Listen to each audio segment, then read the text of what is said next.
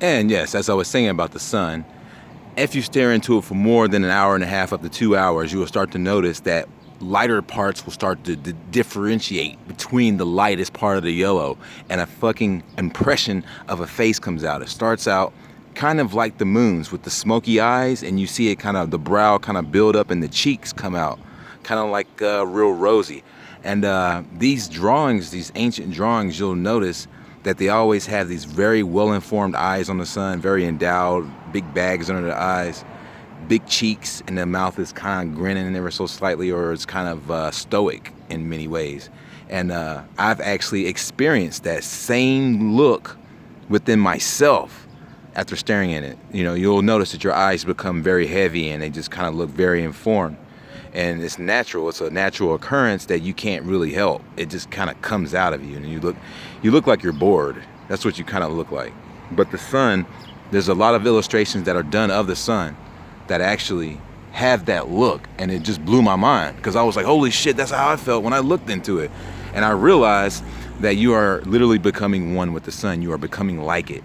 You are becoming an advanced version of yourself that is like part you, part the sun together. And you know, you are whole, because I feel like I mean, maybe if we're not, you know, if we're from this place, if we are, if we're not, or whatever, you know, there's still more to study and more to learn beyond the lies. We don't know everything about ourselves, but there's still more to learn.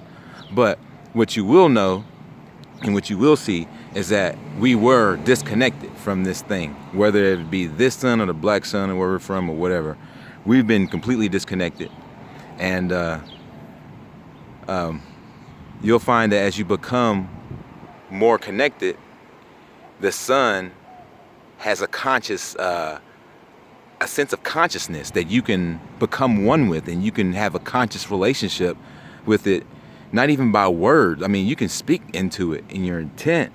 I mean, I've had some interesting days when I actually spoke into the sun, and I felt like maybe one of those chakra alignments that came out, one of those little chakra discs, maybe had some information, and maybe it went to someone else, and maybe they helped me, because I remember I had an issue, and the person that I needed to speak to came around. It was fucking weird. So I don't know if that's like some blessing from being connected. Maybe you're just aware of this, or this this connection, this interconnection that this light has with every living being on this earth. It's very important to understand that this thing is conscious, and a lot of people have already drawn, you know, smiling faces on the sun. You know, you should just check that out and be aware of, you know, all of the different things.